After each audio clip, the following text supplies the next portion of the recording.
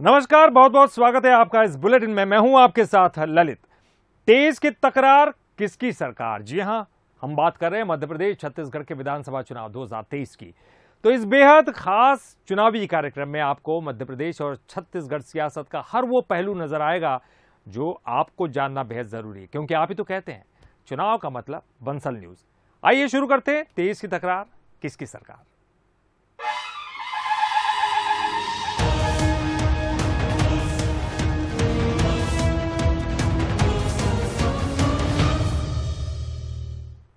आधी आबादी पर पार्टियों का फोकस है तो किसानों पर भी उनकी नजर है, क्योंकि किसानी तो कुंजी है, इसमें किंतु परंतु भी नहीं है। एमपी की राजनीति में किसान ही जीत की कुंजी है और जिस पार्टी को भी अन्नदाताओं का आशीर्वाद मिला, सत्ता उसको ही मिली। तो लिहाजा बीजेपी और कांग्रेस किसानों को साधने में जुट गई है। कांग्रेस फिर कर्ज माफी का मुद्दा उठा रही है, तो शिवराज एक के बाद एक घोषणाएं कर किसानों को साधने में जुटे हैं। पहले 11 लाख डिफॉल्टर किसानों का ब्याज माफ, अब बढ़ाया किसानों का सम्मान। सुनो मेरे किसान भाइयों, प्रधानमंत्री जी दे रहे हैं, अम्मा बाबी 6,000 देगा, 6 और 6 मतलब 1,000 रुपया। अरे 1,000 रुपया महीना।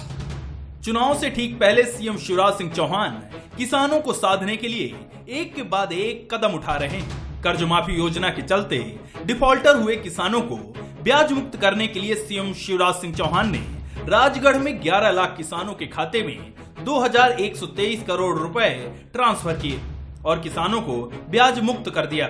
इसके साथ ही ऐलान कर दिया कि अब किसान सम्मान निधि की राशि भी 10,000 से बढ़ाकर 12,000 करेंगे, ताकि किसानों के भी लाडली बहना की तरह हर महीने 1,000 रुपए हो जाएं। एक बात और मैं कह रहा हूँ, बहनों को तो 1,000 मिल गए, अब लगता है किसान को भी 1,000 रुपया महीने ही हो जाए। भाई बोलो, होना चाहिए कि नहीं? तो सुनो मेरे किसान भाइयों, प्रधानमंत्री जी दे रहे हैं, अम्मा बाबी 6,000 देगा, 6 और 6 मतलब 1,000 रुपया। अरे 1,000 रुपया महीना। जाहिर है कि 2018 के चुनाव में कर्ज माफी एक अहम मुद्दा था और इसी मुद्दे ने कांग्रेस का सूखा भी खत्म कर दिया था। 2023 के चुनाव में भी कांग्रेस कर्ज माफी का राग अलाप रही है, लेकिन डिफॉल्टर किसानों का ब्याज माफ कर बीजेपी ने किसानों को साधने की तरफ एक कदम जरूर बढ़ा दिया है। इसके अलावा 27 जून को भोपाल में किसान सम्मेलन का आयोजन करने की तैयारी है, जिसमें प्रधानमंत्री नरेंद्र मोदी शामिल हो सकते हैं। कुल मिलाकर अन्नदाताओं को लेकर चुनावी विषाद बिछना शुरू हो गई है, और विषाद बिछे भी क्यों ना, मध्य प्रदेश की सियासत में किसान अहम भूमिका जो निभाते हैं। कृषि प्रधान मध्य प्रदेश में किसानों की बात करें तो जनगणना 2011 के मुताबिक प्रदेश की कुल आबादी का 72% आबादी ग्रामीण है, जिसकी आजीविका का मुख्य स्रोत कृषि है। एमपी में कुल किसानों की संख्या करीब 1 करोड़ है। इसमें सीमांत किसान 38,91,000 है, वहीं लघु किसानों की संख्या 24,49,000 है। यानी आंकड़ों से भी साफ है कि जो किसानों को लुभा पाएगा उसके लिए सत्ता तक पहुंचने का रास्ता उतना ही आसान होगा। Bureau report, Bansal news. राजधानी भोपाल के सतपुड़ा भवन में लगी आग आखिरकार 20 घंटे के बाद बुझ गई, लेकिन इस आग से सुलगे कई सवालिया निशान खड़े हो रहे हैं, जिसने प्रदेश की सियासत गरमा दी है। एक और तो जहां इस गंभीर विषय पर राजनीति हो रही है, तो वहीं सवाल खड़े हो रहे हैं कि क्या राजधानी में भी फायर सेफ्टी के पुख्ता इंतजाम नहीं है? इस रिपोर्ट को देखिए।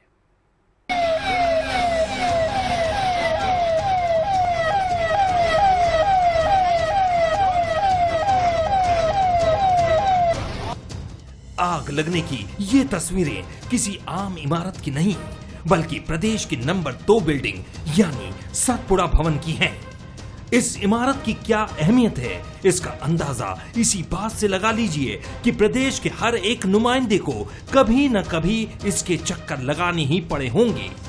सोमवार शाम तकरीबन 4 बजे इस इमारत की तीसरी मंजिल पर आग लगी, जो धीरे धीरे इतनी बढ़ गई कि बुझाते बुझाते 16 घंटे लग गए।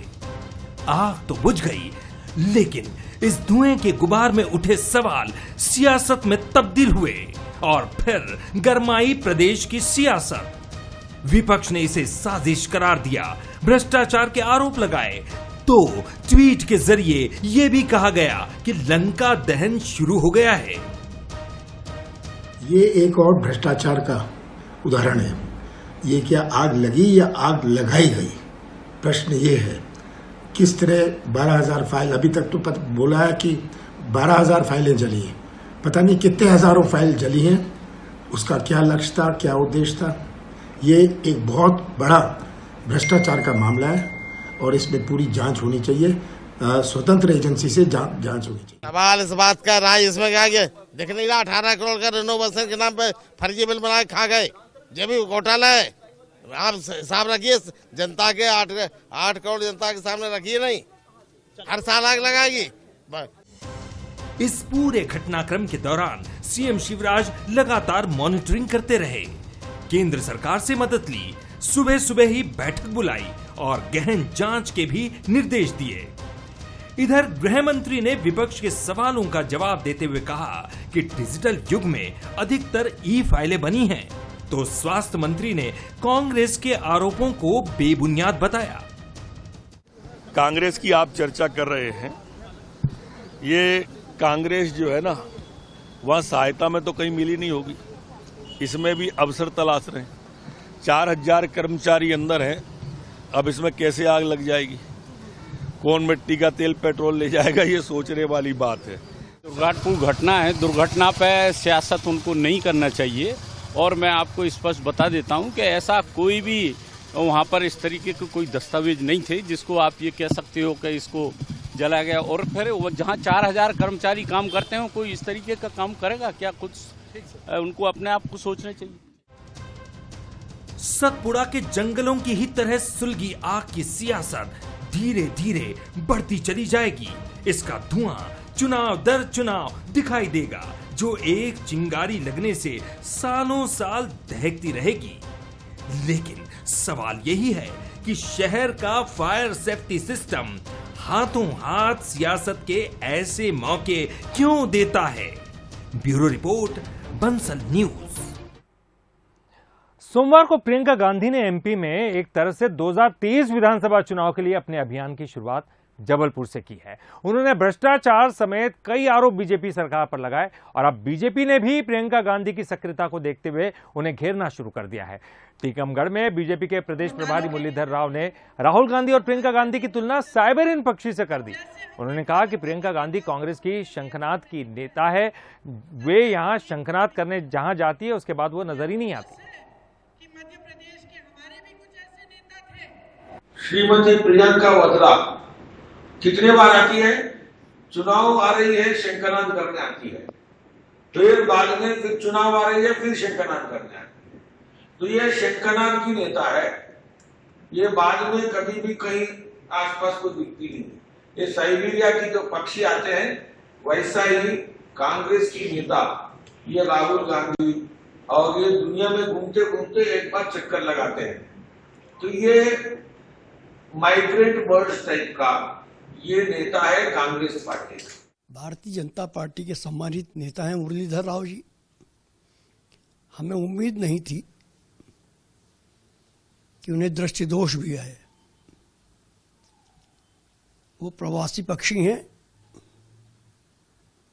या कोई लॉयन, ये तो उन्हें नरेंद्र मोदी जी से पूछना चाहिए कि जिन्हें दिन में रात में राहुल गांधी जी और प्रियंका गांधी जी दिखाई देते हैं, और जब उनके ही आका को यानी प्रधानमंत्री जी को राहुल गांधी जी और प्रियंका गांधी सपने में भी दिखाई देते हैं, तो प्रवासी पक्षी कैसे हो सकते हैं? देवास पहुंचे बीजेपी नेता विनय सहस्त्रबुद्धे ने कांग्रेस पर निशाना साधा है। उन्होंने कहा कि कांग्रेस का वचन और आश्वासन का मतलब डूबी हुई बैंक पर निकला हुआ फिक्स्ड डिपॉजिट है। साथ ही विनय सहस्त्रबुद्धे ने कहा कि कांग्रेस ने जो भी वादे किए, 2 साल सत्ता में रहे, उनका विश्लेषण करके देखिए कितने वादे पूरे किए। कांग्रेस की जो क्रेडिबिलिटी है, विश्वसनीयता है, वो लगभग समाप्त हो चुकी है। इसके अलावा उन्होंने केंद्र सरकार की उपलब्धियों को गिनाया और पीएम मोदी की जमकर तारीफ की। हमेशा कांग्रेस के आश्वासन, कांग्रेस के वचन यानी डूबी हुई बैंक पर निकाला हुआ फिक्स डिपॉजिट है। इन्होंने अब तक जो भी इनके वादे थे उनके घोषणा पत्र का विश्लेषण करके देखिए, 2 साल तो वो रहे सत्ता में, यहाँ पर कितने वादे खिलाफ। राहुल गांधी का वो वीडियो आज भी उपलब्ध है जिसमें कहा था कि 10 दिन गिन लीजिए हम कर्जा माफ करेंगे। क्या हुआ? तो मैं मानता हूं कि कांग्रेस की जो क्रेडिबिलिटी है, विश्वसनीयता है, वो लगभग समाप्त सी हो गई है। और फिलहाल रुकेंगे एक छोटे से ब्रेक के लिए। आगे देखिए छत्तीसगढ़ से जुड़ी हुई बड़ी पॉलिटिकल खबरें और फ्लैशबैक में मुलाकात करिए केंद्रीय मंत्री ज्योतिरादित्य सिंधिया से। ब्रेक के बाद आपका एक बार फिर से स्वागत है। आप देख रहे हैं तेज की तकरार किसकी सरकार। एक तरफ तो कांग्रेस पूरे जोर शोर से चुनाव जीतने में जुटी है, तो टीएस सिंहदेव के एक बयान ने सुर्खियां तो बटोरी ही, नए सवाल भी खड़े कर दिए और साथ ही बीजेपी को भी तंज कसने का मौका दे दिया। तो क्या है ये पूरी सियासत, इस रिपोर्ट में आपको दिखाते हैं।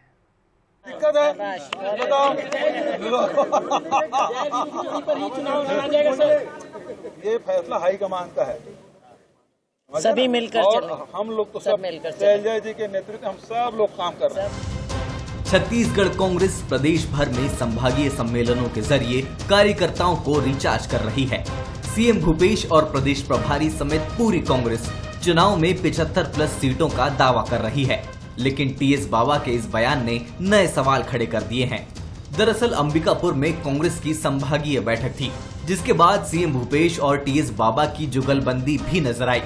टीएस सिंहदेव ने अनबन के सवालों का जवाब दिया, दूसरी पार्टियों में जाने की अटकलों पर विराम भी लगाया, लेकिन अपने किसी खास का जिक्र करते हुए वो ये कह गए कि सरकार की वापसी में असमंजस है। जिम्मेदार ने, मान लीजिए आप विश्लेषक हैं, मैं आपको एक जिम्मेदार विश्लेषक मानता हूँ, प्रदेश स्तर के आप विश्लेषक हैं, तो आपने पहले मुझे कहा था कि रमन सिंह की सरकार जा रही है और आपके अच्छे संबंध थे रमन सिंह से। उस बात को आज वही व्यक्ति, फिर एक ही व्यक्ति ने ऐसा मुझे कहा है, बाकी तो हल्की बात रहती है कि नहीं अभी कुछ ऐसी बात आ रही, तो 95% लोग कह रहे हैं कि कांग्रेस की सरकार आएगी। सामान्य रूप से जो चर्चा होती है, आप लोग से बात होती है और लोगों से बात होती है, तो लोगों का ये है कि नहीं, बीजेपी कमजोर दिख रही है, कुछ कर नहीं पा रही है, दम नहीं दिख रहा है, सरकार कांग्रेस की आएगी, ऐसी चर्चा सामान्य रूप से। 2.5 साल के कार्यकाल को भी प्रदेश सरकार में कैबिनेट मंत्री और कांग्रेस के दिग्गज नेता की तरफ से जब ऐसा बयान आया तो बीजेपी को बैठे बिठाए मुद्दा मिल गया। बीजेपी ने अपनी सरकार बनाने और इस पर तंज कसने का मौका नहीं छोड़ा। जो सही बात है वो उनकी जबान पर आ जाती है, और एक बार नहीं 25 बार ऐसा हुआ है, और बाद में जब पार्टी का दबाव पड़ता है तो फिर वो बोल देते हैं नहीं मैं कांग्रेसी हूं और मैं तो चाहूंगा कांग्रेस की सरकार बने, परंतु उनको भी लगता है कि कांग्रेस की सरकार नहीं बनेगी। जाहिर है कि पूरी कैबिनेट का सरकार बनाने का दावा करना और चुनाव के ऐन पहले सिंहदेव का ये बयान देना अपने आप में कई सवाल खड़े करता है, जो यकीनन प्रदेश की सियासत को नया मोड़ देगा। Bureau report, Bansal news. और चलिए अब जाते जाते आपको लिए चलते हैं फ्लैशबैक में। जी हाँ, 2020 की उपचुनाव की हम बात करेंगे। ये वो मौका था जब ज्योतिरादित्य सिंधिया पहली बार बीजेपी की तरफ से धुआंधार प्रचार करने में जुटे। बंसल न्यूज हेड शरद द्विवेदी ने एक दिन ज्योतिरादित्य सिंधिया के साथ बिताया। सिंधिया ने कई सभाएं की, ताबड़तोड़ प्रचार किया। बंसल न्यूज ने पूरे प्रचार को करीब से देखा और कई मुद्दों पर उनसे चर्चा भी की। कितने कुछ रिश्ते, सिंधिया साहब जैसा एक स्लोगन है, एक विज्ञापन है, कुछ रिश्ते बदलते नहीं हैं। आपके भी कुछ रिश्ते कभी नहीं बदलते, पायलट साहब के साथ है। मेरे रिश्ते अनेक दल के कार्यकर्ताओं के साथ, नेताओं के साथ सदैव रहे। देखिए, जब हम लोग जनसेवा के पथ में हैं, हमारा पथ अलग हो सकता है, आपका पथ अलग हो सकता है। मतभेद होना एक स्वच्छ परंपरा है। मतभेद होना अच्छा है, पर मनभेद नहीं होना चाहिए। हम अपना पक्ष रखे हैं, वो अपना पक्ष रख रहे हैं, और अंत में जनता को चुनना है, पर मनभेद नहीं, वो कटुता नहीं होनी चाहिए। कि जो मैं देख रहा हूँ और सुन रहा हूँ, जो लोग कल और परसों तक मेरे साथ हाथ में हाथ मिलाकर चलते थे, आजकल जो गालियां का इस्तेमाल कर रहे हैं मेरे प्रति और जो निम्न शब्दों का इस्तेमाल कर रहे हैं, ठीक है, राजनीति में सब कुछ चलता है, ये भी सही वो भी सही। क्या आप वो बशीर बद्र साहब का वो शेर उनसे कहेंगे कि दुश्मनी जम कर करो, लेकिन ये गुंजाइश रहे कि जब भी हम मिलें तो शर्मिंदा ना हो? बिल्कुल, एक स्तर होना चाहिए राजनीति में, क्योंकि अंत में शरद जी ये कोई पेशा नहीं है, ये एक जनसेवा का एक पथ है और आमना सामना होना जरूरी भी है, पर एक स्तर होना चाहिए राजनीति का।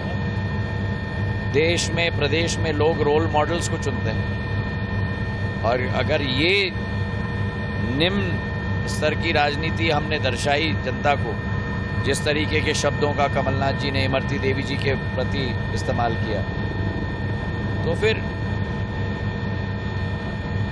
क्या बचा? और मैं स्वयं बहुत आहत हूँ, क्योंकि महिला के प्रति, एक अनुसूचित जाति की नेत्री के प्रति आइटम कहना, और फिर उसके बाद जब पूर्व कांग्रेस अध्यक्ष उनको माफ़ी मांगने कहें तो वो पूर्व कांग्रेस अध्यक्ष को कहते हैं भाड़ में जाओ। फिर ये सफाई देना कि आइटम तो लोकसभा और राज्यसभा के लिस्ट में होता है, तो आप महिला को वैसे ही आइटम नंबर 1, नंबर 2 के आधार पर आप सोचते हो, ये आपकी मानसिकता है। तो आप एक महिला को राज्यसभा और लोकसभा के कार्य सूची की आइटम के आधार पर समझते हो। ये तो और कटे पर नमक छिड़कने का काम इन्होंने किया है। तो मैं, जैसे मैंने कहा, एक स्तर होना चाहिए राजनीति का, और मैंने सदैव, मेरे पूज्य पिताजी ने सदैव वो स्तर रखा, मैंने सदैव वो स्तर रखा है, तो कोशिश की है। मुझे अपना कर्म करना है, कमलनाथ जी और दिग्विजय सिंह जी को अपना कर्म करना है। तो जैसे मैंने कहा ना, ये भी सही वो भी सही। और तेज की तकरार किसकी सरकार में, फिलहाल इतना ही। बंसल न्यूज पर खबरों का सिलसिला लगातार जारी है।